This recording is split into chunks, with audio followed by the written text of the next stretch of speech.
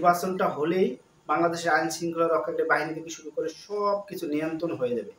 তাহলে প্রশ্ন হলো 2001 সালে, 2006 সালে, 2009 সাল, সর্বশেষ 2024 যত বড় বড় ঘটনাগুলো ঘটেছে সেটা কিন্তু এই নির্বাচিত সরকারের আমলেই হয়েছে। আমরা 21শে আগস্ট গ্রেনেড হামলা থেকে শুরু করে 2001 সালে বাংলাদেশে এই 54 বছর গণতন্ত্রের নাম দিয়ে এবং মুক্তিযোদ্ধার এই ফেরিওয়ালাগিরি করে মুক্তিযোদ্ধার পক্ষে বিপক্ষে একটি বিতর্ক তৈরি করে যে ধরনের সংস্কৃতি তৈরি হয়েছে, যদি আওয়ামী লীগ এই মুক্তিযোদ্ধার বিষয়টিকে তারা নিজেদের বলে দাবি করেন, তাহলে বিষয় হচ্ছে এই 15 বছর তারা ক্ষমতায় থেকে যারা মুক্তিযোদ্ধার পক্ষে তারা বাংলাদেশকে স্বীকার করে, যারা মুক্তিযোদ্ধার পক্ষে না তারা বাংলাদেশকে স্বীকার করে না তাদের বক্তব্য অনুযায়ী। সেটি যদি হয়ে থাকে তাহলে এই 15 বছরে সবচেয়ে টাকা পাচার কারা করেছে?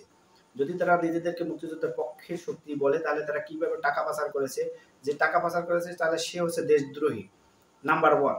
এবং নাম্বার 2, তারা পাকিস্তান এবং বাংলাদেশপন্থী, এই দুইটি বিষয় নিয়ে কিন্তু বাংলাদেশে 54 বছর পরে যে বিতর্কটা সৃষ্টি করেছে যে কেউ মুক্তিযোদ্ধার পক্ষে কেউ মুক্তিযোদ্ধার পক্ষে না।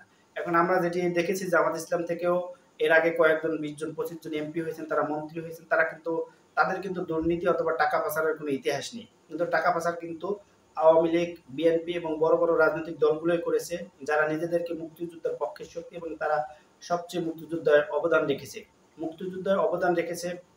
আমরা এই গণঅভ্যুত্থানে দেখেছি যে কোনো বাংলাদেশ অথবা যে কোনো দেশের একটি ক্রাইটেরিয়া মুহূর্তে কিন্তু সবাই ঝাঁপিয়ে পড়ে। তখন কি কোন দল করে, কোন মতের, কোন পথের সেটি কিন্তু তারা দেখে না। কিন্তু মুক্তিযুদ্ধের বিষয়টাও সেটি। তখন কিন্তু দল মত নির্বিশেষে তখন তো দলের প্রশ্নই আসে না। দেশের স্বার্থ রক্ষার জন্য, দেশের সার্বভৌমত্ব রক্ষার জন্য সবাই কিন্তু ঝাঁপিয়ে পড়েছে।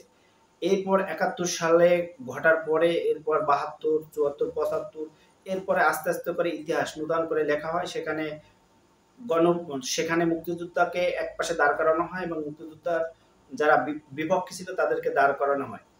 এবং বাংলাদেশের ক্রাইটেরিয়া মুহূর্তগুলো কিন্তু সবাই ঐক্যবদ্ধ থাকে এবং ঐক্যবদ্ধ হয়ে শত্রুর উপর ঝাঁপিয়ে পড়ে। এটা হচ্ছে বাংলাদেশের মানুষের চরিত্র। এরপরে যে বিভাজনগুলো হয় সেগুলো হচ্ছে ক্ষমতার লড়াই, কে ক্ষমতায় যাবে কে যাবে না এটি নিয়ে কিন্তু লড়াইটা শুরু হয়।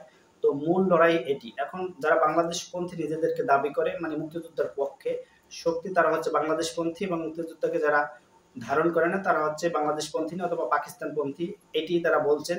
কিন্তু এই বাংলাদেশপন্থীরা গত 54 বছরে যতগুলো নির্বাচনের মাধ্যমে তারা ক্ষমতায় এসেছেন, গণতন্ত্রের বলি শোনাচ্ছেন, সেখানে কিন্তু আমরা যে বিষয়টিগুলো দেখছি সেখানে হচ্ছে এই গণতন্ত্রের কথা বলেই কিন্তু, আর এই মুক্তিযোদ্ধার পক্ষের কথা বলে বাংলাদেশপন্থী বলে কিন্তু টাকাগুলো ক্ষমতায় গিয়ে তারা কিন্তু পাচার করেছেন। এবং যে সরকারি এসেছে সেই সরকারের সময় কিন্তু এগুলো ঘটতেছে। এবং আরো ভয়ঙ্কর বিষয় হচ্ছে দ্বিতীয়ত, এই গণতান্ত্রিক সরকার যারা এখন বলছেন যে সিরিজ বোমা হয়েছে সেটিও কিন্তু একটি নির্বাচিত সরকারের আমলে হয়েছে। 2009 সালে যে বিডিআর বিদ্রোহ হয়েছে সেটা একটি নির্বাচিত সরকারের আমলে হয়েছে। এবং সর্বশেষ 2024 যেটা ঘটেছে গণঅভ্যুত্থান জুলাই আগস্টে, সেখানেও কিন্তু একটি নির্বাচিত সরকার ছিল।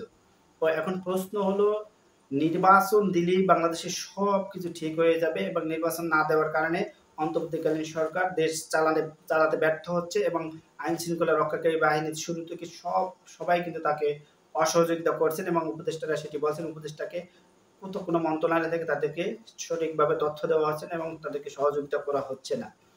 যদি সেটা হয়ে থাকে তাহলে যে বড় ঘটনাগুলো ঘটেছে সেটি কিন্তু নির্বাচিত সরকারের সময় হয়েছে।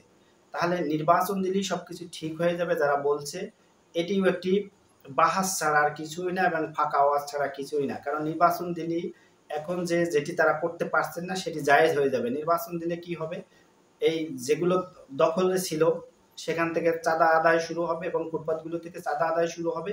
মানে নির্বাচনের মাধ্যমে একটি সার্টিফিকেট পেল যে আমরা ক্ষমতায় আছি, এখন সবাই দিবে। কিন্তু এখন কেউ চাইতে গেলে অনেক জায়গায় নির্যাতনের শিকার হচ্ছেন এবং অনেকে দিচ্ছে না। এবং একটু অন্তর্বর্তীকালীন সরকার থাকার এবং সেনাবাহিনী মাঠে থাকার কারণে অনেক ক্ষেত্রেই কিন্তু এই চাঁদাবাজির যে প্রবণতা সেটি কিন্তু করতে পারছেন না। এখন নির্বাচন হলেই সেই সার্টিফিকেটটা যখনই পাবেন তখন কিন্তু তাদের সবকিছু জায়েজ হয়ে যাবে, তখন তাদের প্রশাসন তাদের হাতে চলে যাবে। যেহেতু বাংলাদেশের চরিত্র, যে সরকারই আসবে প্রশাসনকে তারা ব্যবহার করবে না। প্রশাসন যখনই তাদের পক্ষে চলে যাবে তখন যে যেখানে যেভাবে অপরাধ করবে সেটা তাদের জায়েজ হয়ে যাবে। এই নির্বাচন মানে হচ্ছে তাদের একটি সার্টিফিকেট দেওয়া। সেই সার্টিফিকেটের জন্য কিন্তু রাজনৈতিক দলগুলো এখন উঠে পড়ে লেগেছে, যে সার্টিফিকেটটা পাওয়ার পরেই তাদের যে সারা বাংলাদেশের মন্ত্রণালয় থেকে শুরু করে সব জায়গায় যে চাঁদাবাজি, টেন্ডারবাজি, সেটি কিন্তু শুরু হয়ে যাবে। কিন্তু এই সার্টিফিকেটটা না পাওয়ার কারণে তারা এখন করতে পারছেন না। তো আবার একটি ইলেকট্রিক গভর্নমেন্ট আসবে, সেই গভর্নমেন্টের আমলে বড় যদি কোনো ঘটনা ঘটে সেটিও ঘটবে। এবং শাপলা চত্বর, সেটিও কিন্তু একটি নির্বাচিত সরকার ছিল, তার আমলেই হয়েছে এবং সেখানে লোক মারা গেছে। এবং নরেন্দ্র মোদীকে আগমনকে কেন্দ্র করে সেখানেও লোক মারা গেছে। সাঈদীর রায় নিয়েও সেখানেও প্রায় 50 জনের উপরে শহীদ হয়েছে।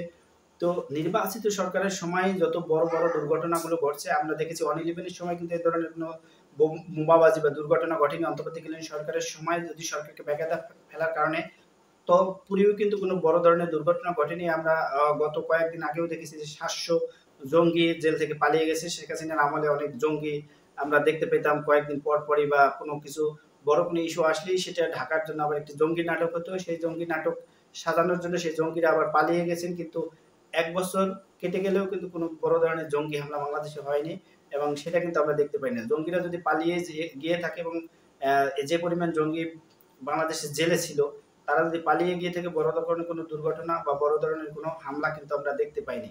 তো নির্বাচিত সরকার আসলে হয়তো বা আবার সেই হামলাটা শুরু হতে পারে, কারণ যত ঘটনা ঘটবে সব নির্বাচিত সরকারের আমলে। এবং মুক্তিযুদ্ধের যে বুলি এবং মুক্তিযুদ্ধের পক্ষে এবং বাংলাদেশপন্থী বলে যে রাজনীতি হচ্ছে, সেই বাংলাদেশপন্থী এবং পাকিস্তানপন্থী যে বিভাজনের রাজনীতি, এই রাজনীতির মাধ্যমেই যারা নিজেদেরকে টক শো অথবা বলছেন আমরা মুক্তিযুদ্ধের পক্ষে পক্ষে, তাদের মাধ্যমেই কিন্তু আবার টাকা পাচারের একটি সুযোগ তৈরি হয় এবং এর সাথে যারা জড়িত থাকে তাদেরকে গ্রেপ্তারও করা হয় না। তো এখন মুক্তিযোদ্ধা এবং মুক্তিযোদ্ধাকে যেভাবে আবার 24কে যেভাবে মুখোমুখি দাঁড় করিয়েছে, এটি একটি এমন একটি পন্থা, এই পন্থা অবলম্বন করলে সেখানে একটি সেন্সিটিভ পন্থা, যেখানে মানুষ যদি মুক্তিযোদ্ধার পক্ষে বিপক্ষে কিছু বলে সেটা নিয়ে কিন্তু বাহাস করা যায়, সেখানে মামলা করা যাবে এবং তাকে যা তা করা যাবে। কারণ মুক্তিযুদ্ধ একটি সেন্সিটিভ বিষয়, যেহেতু বাংলাদেশে সেখানে 1971 সালে একটি যুদ্ধ হয়েছে, সে কারণে এটিকে তারা ব্যবহার করে, এটির মাধ্যমে তাদের যে অপরাধগুলো সেটি জায়েজ হয়ে যাবে। যেমন আওয়ামী লীগ যেটা করেছে, আমরা মুক্তিযুদ্ধ বা মুক্তিযোদ্ধার নেতৃত্ব দানকারী সংগঠন এটি তারা বলেন, কিন্তু এই মুক্তিযোদ্ধার নেতৃত্ব দেওয়ার সংগঠন মানে তাদের সব অপরাধ এ দেশে বাংলাদেশে জায়েজ হয়ে যাবে, তাদেরকে কিছু বলা যাবে না। তারা মুক্তিযুদ্ধের পক্ষে, তারা যা তা বাংলাদেশে করতে পারবে। সেটি 15 বছর করেছে, তার ফলাফলও তারা এখন ভোগ করছেন। বাংলাদেশ থেকে পালিয়ে গিয়ে এখন ভারতে গিয়েও নাকি ষড়যন্ত্র করছেন, বিভিন্ন গণমাধ্যমের সূত্র থেকে যে পাওয়া খবর। এখন বাংলাদেশপন্থী কারা? যারা বাংলাদেশ থেকে টাকা পাচার করবে না, বাংলাদেশকে ধারণ করে, বাংলাদেশের মানুষের কল্যাণে কাজ করবে, বাংলাদেশ ডেভেলপের জন্য কাজ করবে, বাংলাদেশের বেকার সমস্যা নিয়ে কাজ করবে, তারা হচ্ছে বাংলাদেশপন্থী। পক্ষান্তরে যারা একটি গার্মেন্টস, তারা 5টি গার্মেন্টস দেখিয়ে টাকা ব্যাংক থেকে লোন নিয়ে সেটি বিদেশে পাচার করে, তারা যদি নিজেদেরকে বাংলাদেশপন্থী দাবি করে, এটা হচ্ছে দেশদ্রোহী।